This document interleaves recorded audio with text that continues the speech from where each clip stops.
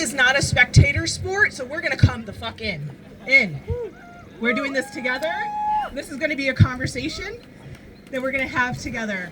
I'll start with introducing myself. I am Senator Cynthia Mendes. No longer in office right now. I did run for lieutenant governor, but more than any of those titles, I'm an activist and a movement leader and someone that is doing some deep decolonizing work in my own life and in my own political journey, and I want to share some of that with you. Before we even start, before I go into some sort of rant, one of the things that I've learned from movement work is that it's important to ground ourselves. It's important to ground ourselves in the larger story of where we are showing up in this larger story. And it's also really important to bring joy in. And so if you are willing, I want to do two things. The first thing is I want to stop and have us just close our eyes. And I want to think about this land that we're standing on. And I can yell, so I don't even need this because I got Puerto Rican voice. I can project, okay? Think about this land that we are on. What did it look like 100 years ago? Who was here? What did it look like 100 years before that? Who was here? With power, without power. 100 years before that, with power, without power. Think of the institutions that got us here to this moment. Think about the rebels and the fighters and the grassroots organizers that got us here. The faith leaders, the scientists, the movement leaders, the radicals, those on the fringes of society. Think about them. Run their faces through your mind, run their names through your mind. If you don't have a picture, sit with the energy that it must have felt like to be on the outside of powerful institutions. Sit with that for a minute. And then know you are participating in a very long story.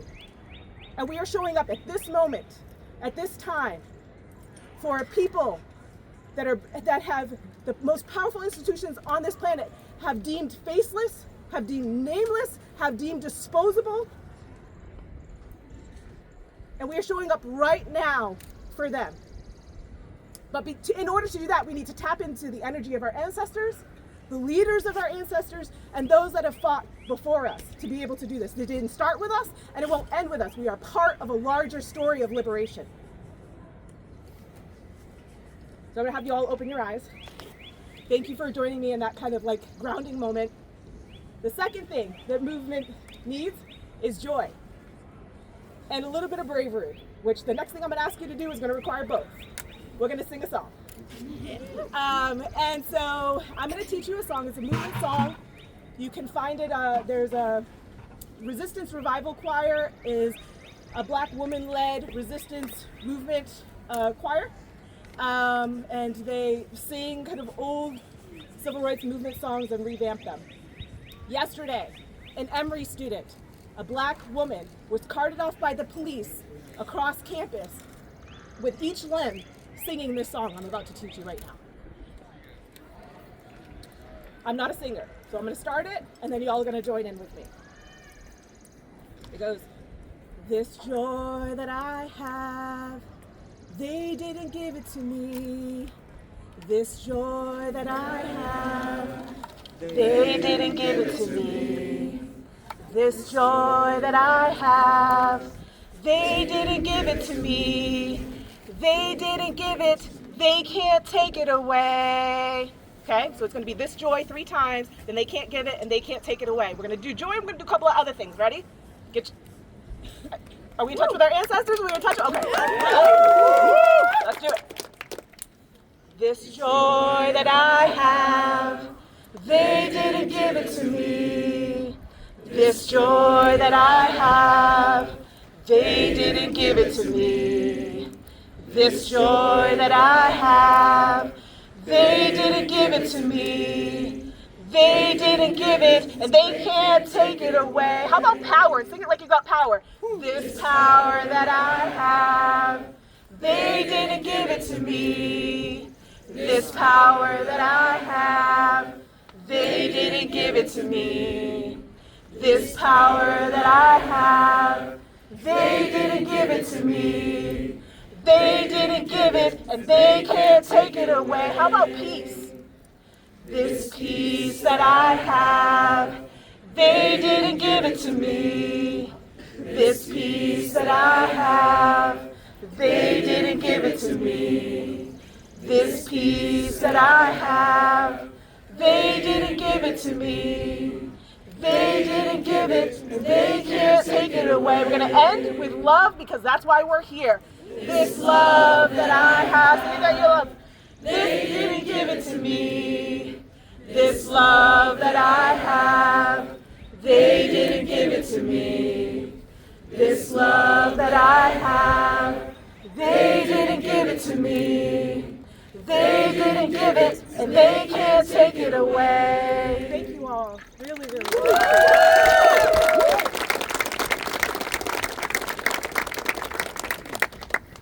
The reason why I wanted to ground us in that, I'm going to tell you a little bit about who I am, and then why I am so excited and what I believe that you all are doing and what you're capable of doing. Like I said, my name is Cynthia Mendes, she, her pronouns, a former senator in Rhode Island, former candidate for lieutenant governor, activist and movement leader. And I am descendants of Cape Verdean people and Puerto Rican people, both of which deeply colonized islands that have been exploited, extracted, and used by empire for centuries and generations. So it was with deep shock when I entered the State House years ago, believing in the Democratic Party, believing that we could make change in that building, and deeply believing in electoral politics as it was packaged for me. And because I thought democracy was real. A couple of really gut-punching blows that came and that hit me when I realized that most of the decisions were made well before we ever entered board committee rooms by the powerful people that have them behind closed doors, very much like what you're experiencing on this campus. And they happen between politicians and corporate leaders and people with the most money and the most power that will not have those conversations in front of the people that they represent. Another thing is they like to rewrite history. On the top of the State House, there's a mural of Roger Williams being greeted by Native people, the Narragansett people, with a smile and a welcome saying, here, this is your land, this is welcome. They rewrite history. That never fucking happened. And that is the classic tool of colonizers and oppressors. They rewrite history. They make decisions in private. And they levy their power to punish. And I'm sure many of you are experiencing that today. And the reason why I tell you that is because when we look at what is happening, the atrocity, the genocide that is happening in Gaza right now, that is happening in Palestine right now, we are seeing a full-blown effects of unadulterated, unmitigated empire power and corporations and right-wing agenda that has merged itself into left-wing agenda, because let's be honest, the funding that we're giving them is from fucking Democrats. So let's be honest about who's in bed with who and who's running what.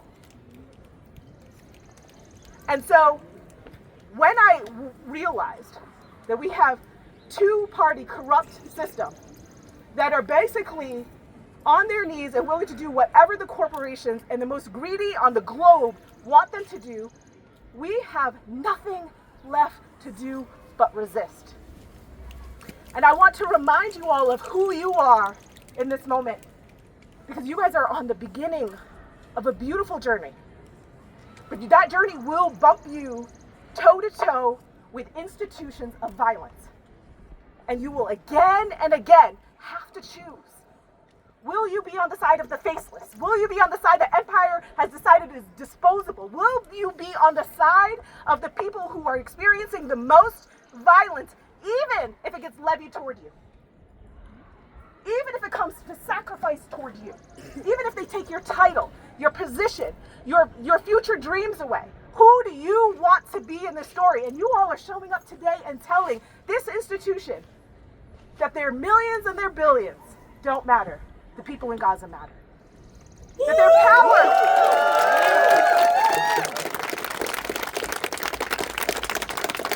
their power doesn't scare them. What frightens you to your bones is that we are looking the other way while children are suffering with no medical care, no anesthesia, in tents and on grounds left to die in Gaza. We are saying that's what scares us. Not their power, not their retribution, not their threats. That doesn't terrify us.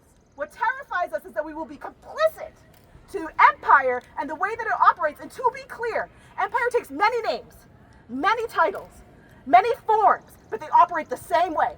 The way that's happening in Brown is the same way that happens in the state of Rhode Island in the State House. It's the same way that's happening in DC fucking right now. And that is all exactly, and then what it looks like is thousands of people dying in unmarked graves, legacies and family members and history and love and future. The future that you all are looking forward to that have been snatched from Palestinian youth. So I'm gonna end with this. When it gets scary now, lean into it. Remember where you are in the story.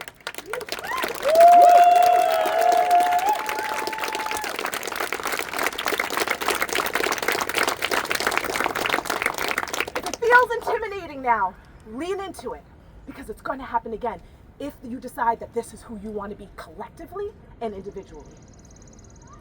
And because this is happening from coast to coast, on our campuses across the world, be really clear on what you're doing. You're not just shaking the establishment that runs Brown University. You're hitting them in their motherfucking purses. Whereas the only way that you can ever make these people afraid is hitting them with their power. Think about that strategically, and don't be afraid to double down and hit them with the nerve center of their power, which is usually always their pockets. Don't stop. Don't stop now, don't stop tomorrow, and don't stop for the rest of your lives fighting for the most vulnerable.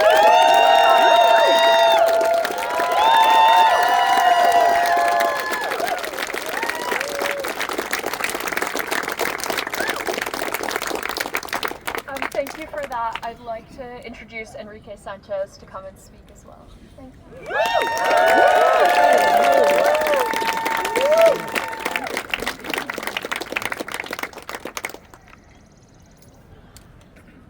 Good afternoon, everyone. My name is Enrique Sanchez, State Representative, House District 9 in Providence.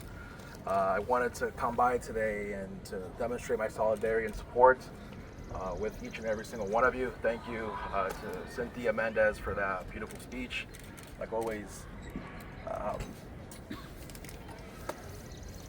we're here all right because... Enrique, a bit louder. Okay, thank you. Just lift the microphone. Okay, thank you.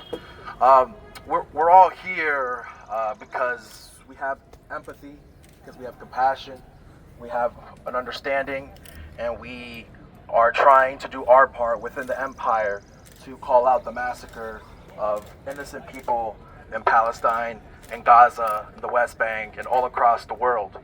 I work with a lot of politicians who don't care about what's happening across the country, across the world. And we have a lot of work to do within the empire. But I'm here because I have been paying attention these last several months. I've been paying attention and showing up to different rallies and protests. But now I am seeing a stiff resistance within many campuses around the country. We are breaking the institutions little by little. We are challenging the power, the corruption that exists within all these Ivy League schools and our government, statewide and federal government. And it's up to our generation, our younger generations, to keep pushing and breaking those institutions, because the empire is starting to realize and notice that we are changing the dynamics. We are changing the dynamics and pushing for left power within our communities in the country. And we can't stop where we're at right now. I've been paying attention and seeing the mass graves of innocent Palestinians, of innocent people, of young people. I believe there's over 50,000, close to 60,000 people who have been killed in Gaza. And we've been putting pressure, those of us who lean more left and are socialists or communists within government, we've been putting pressure on our federal delegation. They don't care. Our federal delegation, our senators and our representatives don't care. They keep accepting lobbyist money. They keep accepting pro-Israel money, a lot of dark money. But we are putting pressure on them, and they're starting to feel that pushback. But I just want you all to know that we're going to keep putting pressure within local governments. Believe it or not, there are some politicians who are pro-Palestine. My younger brother is Miguel Sanchez. He was the one that was fired from his position. And I'm very proud for what he did. He stood by his morals and his values. And I want to keep supporting him and keep supporting other folks and other people who are trying to do the right thing. I know it's going to cost us. I know it costs us not just our titles, our positions, our jobs, our money. It's going to take a cost, but I think we're willing to put that sacrifice because we give a shit about people. We give a shit about our communities, and that's what makes us human beings. Thank you, everyone.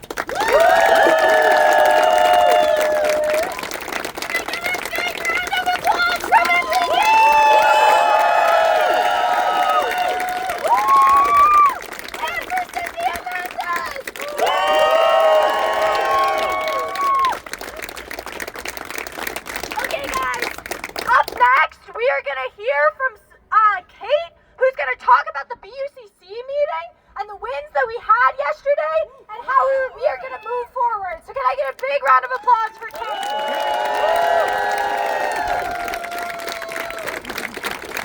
Hey everyone, how's it going? My name is Kate. I'm one of the 41 students from the Brown Divest Coalition who was arrested in December for sitting in that building. And thank you. We are still facing charges. But as you might remember yesterday, the BUCC let CPACs know that the community does not stand for the criminalization of peaceful protest, and the community asked CPACs to drop the charges.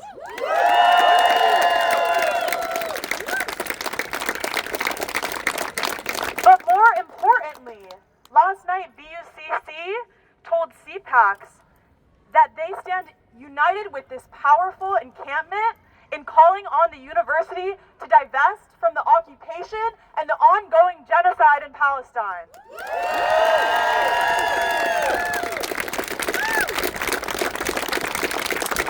Divestment is the reason we're all here. We're all here because we see the images of men, women, and children being slaughtered in Palestine. We're all here because we see that just this week there were reports of mass graves with healthcare workers, with medical patients, with children.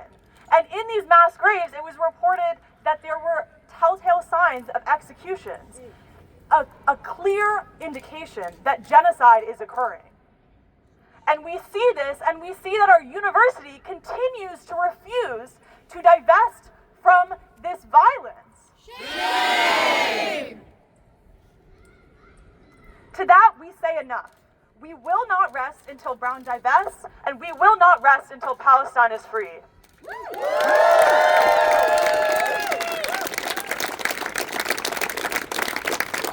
While Buck's vote last night was only a small step in this much larger fight, it marks an important indication that this community does not buy CPAC's propaganda that the ACRIP report is insufficient. The community wants divestment, and the community wants it now.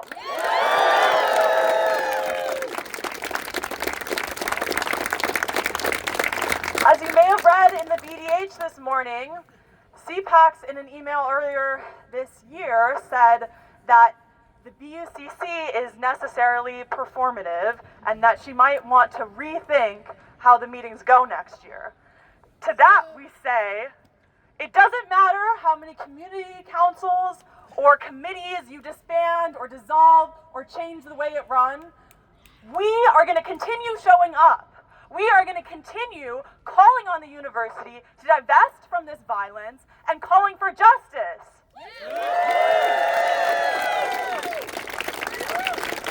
Thank you all for being here. I'm so proud to see this wonderful encampment and to support it. And we're going to pass things on to the next speaker. Thank you.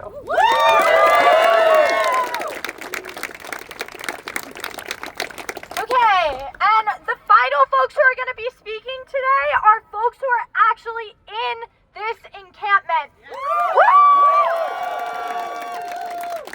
I know everybody has seen my face, but I want to introduce you to the people who are helping me get through this encampment, because we have been here, right? We've been showing out for months. I'm horrified that we have to continue to show up to encamp after 61 students have been arrested and 19 students have gone on hunger strike, that our university still has not divested, right? I am horrified.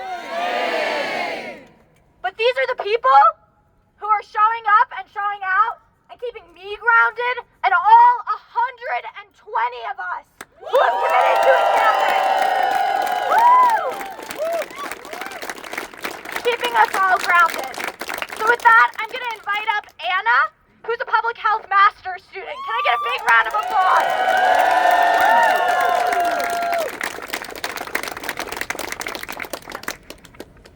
Okay, hi everybody. Thanks for being here. Thank you to the speakers.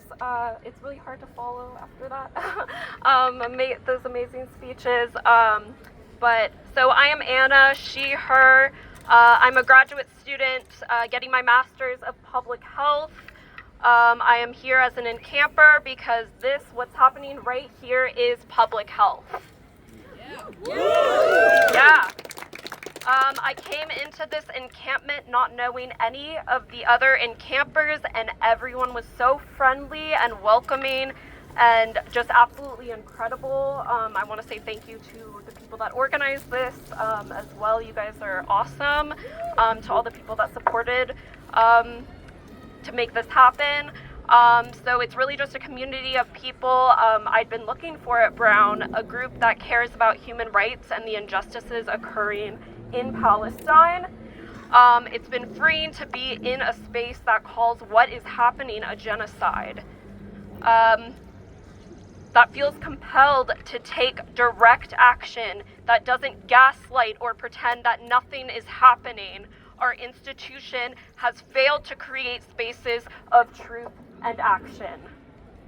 Being in this group of community care, this is public health in practice. Yeah. Caring and fighting for humanity is public health. Social justice is public health. Calling for the school to divest from Israeli occupation and those profiting off of the genocide of Palestinians is public health in practice.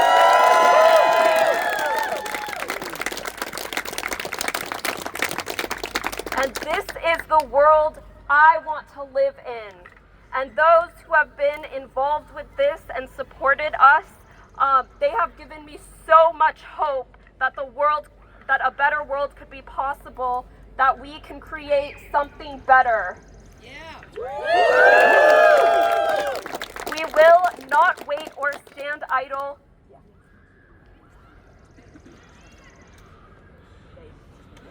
Okay. Sorry guys, DPS, they got a lot of rules. Okay, I'm gonna try to project. This is not my strong suit, as my teachers have told me. Where did I leave off? That we can create something better. We will not wait or stand idle while people die. This institution will not divest without us, because this institution does not have a conscience. We are the ones with the conscience. We are Brown University. We must demand divestment, because it is our responsibility to hold this institution accountable for its unethical investments, for its investments in companies that have led to the complete destruction of healthcare and public health systems in Gaza.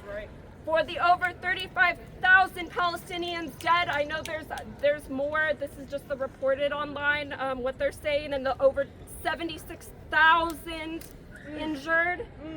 When I see dead children in Gaza on my phone, I see the students I taught and substituted for. I see their faces in them. Among the dead, I see my mother, I see my father, I see my sister, my friends, my teachers, the other students. I see those I love.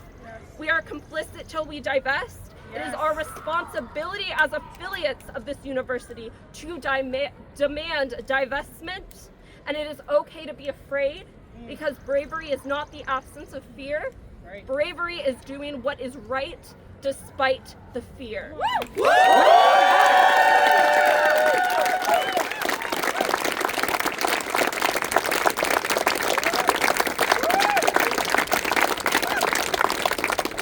So be brave, because no one is free until everyone is free. So we cannot be free till Palestine is free. And right here, this is the People's University. We have the power, we have the resources, we have the support, and we have safety in numbers. We have 120 Brown community members camping and more people joining as we speak. So we are growing. Please come over and talk to us. Please, there is always room to join the encampment and to join the People's University. Thank you so much. Thank you to the speakers. Thank you all to all the people here. Sorry, I'm getting emotional.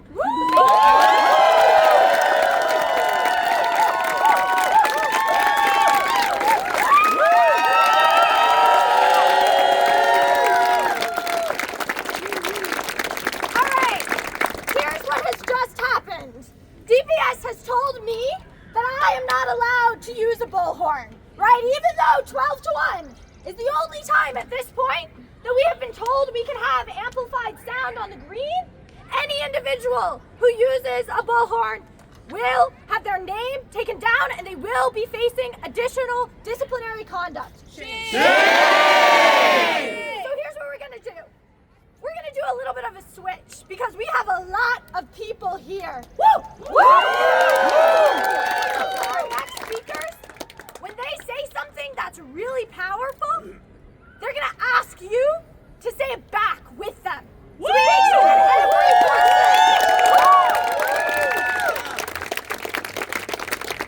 it's not gonna be every line, but it's so that we make sure that every person on this screen here's what we have to say and cannot ignore us, okay? Woo! Woo! We create our own mics. So with that, I'm gonna invite up Wamia, and she's gonna share why she is encamping with us. Can I get a big round of applause?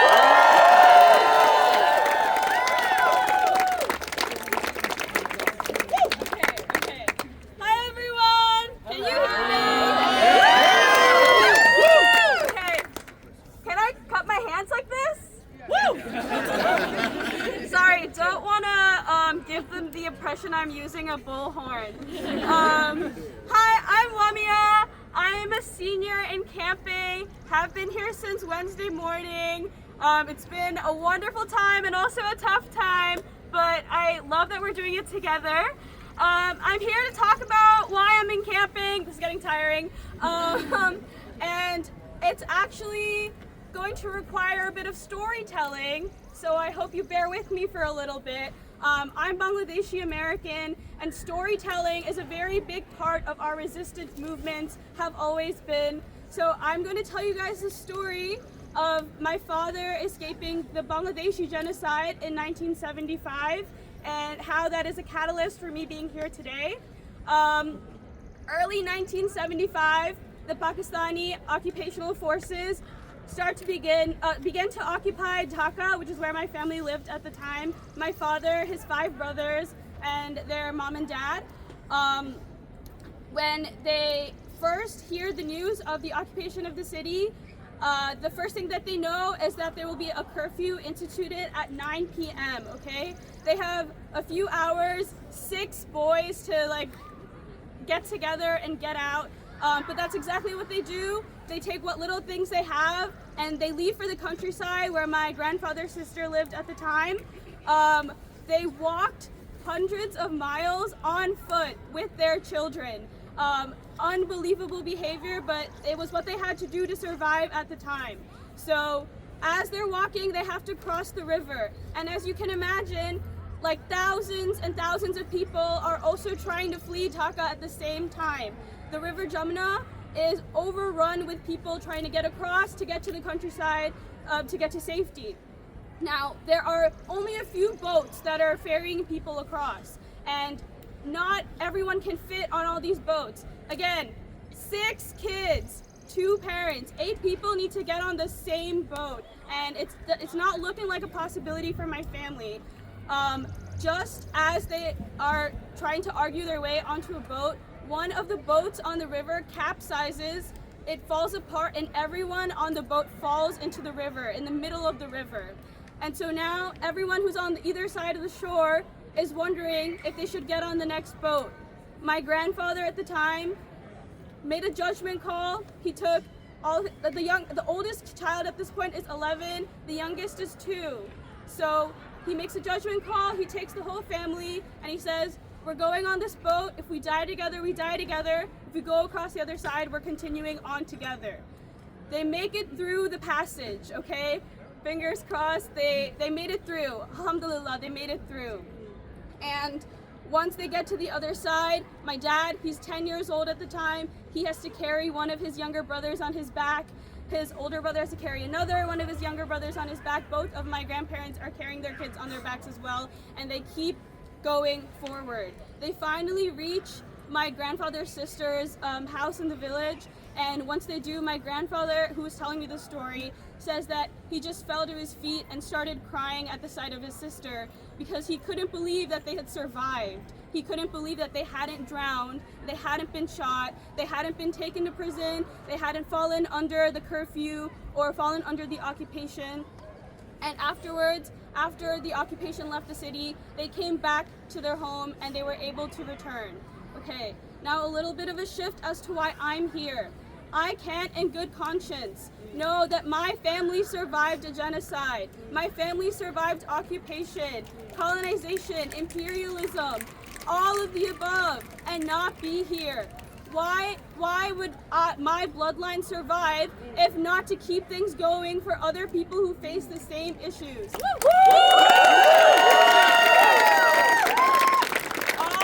All of the trauma in my family that is in their blood, it's also in my blood, it's in my body, it's in me, all that trauma is in me. But I like to think that the resistance is in me too. So can we all repeat that? The resistance is in me too! The resistance is in me too! One more time! The resistance is in me too! That's right, okay.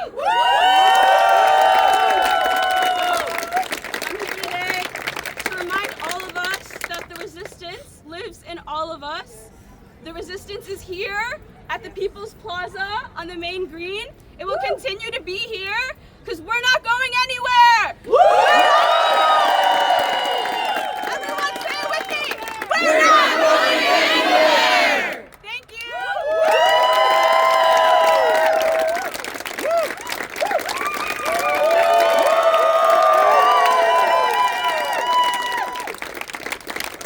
Thank you all for being here. We have one more speaker. We're gonna do the same thing. But for me, can we say it one more time that we are not going anywhere? We are not going anywhere! Okay, I'm gonna invite up one more Encamper to talk about why he's here today, and then we're gonna do some chanting. No bullhorns needed. So Nick, the floor is yours. So, hey everyone, thank you for listening and showing up. My name is Mick, and I'm a senior in the program for liberal medical education, which means I have a lot to lose, but I'm still here, and I was here at the beginning, and I will stay here till the end. And what I'm about to say may feel graphic, but it is necessary for me to say to explain why I'm here. In moments like this, I think of my father, who left my mother's side when I was 6 weeks old to go to Gaza and cover the Second Intifada. I think of the stories he told, the children he would follow through the ghetto alleys to the front, where IDF soldiers would fire high-velocity 5.56 by 45 millimeter rounds into their underdeveloped bones, and the open sewage he watched run through the streets of the West Bank's Palestinian refugee camps from the vantage of the illegal settlements, and the sorrow and slaughter, the blood running through the streets of Bethlehem, running through the dilapidated gutters of every front line he traveled to since. and I remind myself that Palestinians have not seen a single day of freedom for my entire lifetime, nor for decades before. Shame! Shame! And I think of the 2018 Great March of Return, which was a turning point for me, both for my political ideology and my career aspirations, where I watched children and medics directly targeted by IDF snipers through my phone screen. It was those scenes of paramedics carrying wounded children while IDF soldiers kicked their legs and laughed as the medics dropped the children lying in their bloody stretchers onto sharp stones that cemented my desire to pursue medicine. I have made it my life's goal to work towards becoming a physician so that I might one day work in Gaza and similar places and provide care for the invisible, dehumanized victims of our profit-driven hierarchy of exploitation. A hierarchy of exploitation in which Brown and similar institutions sit upon the apex. And I think of the looming famine. I think of starvation being used as a weapon of war, of the tens of thousands of dead innocents, of the mounting list of unlawful airstrikes, of perfidy being committed by IDF commandos, of the systemic destruction of Gaza's medical and higher education systems, of the summary executions, the torture, the ethnic cleansing, and the mass graves, the doctors' corpses exhumed from the courtyards of their hospitals in the past days with bullets in their heads and zip ties holding their hands behind their backs. And I feel compelled to stand against this insanity and our institutions' heinous immorality.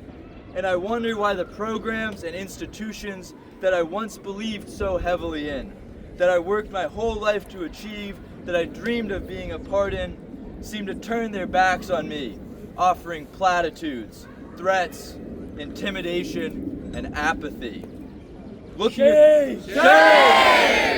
Looking across this beautiful encampment at all of you, bubbling with love and humanity and a dream of a better world, I recognize that Brown University, the school I dreamed of since 10 years old, has turned its back on us. I look at that building and all I see are cowards. Yet I am lost, torn between calling the bluff of an institution that treats me with contempt, risking my career and financial well-being, and cowing to the Brown administration's threats of financial, academic, and police violence, which is why we need you all here. Show up, and if you are able, join us and offer your ID to the cause. If not, just be here. Read with us, sing with us, learn with us, and love with us. A better world is possible, and this is our moment together to achieve that. I keep asking myself, what do I want to be able to say I did in 40 years when the apartheid wall has crumbled and Palestine is free? And I know the answer. Divest now, drop the charges, free Palestine. Thank you.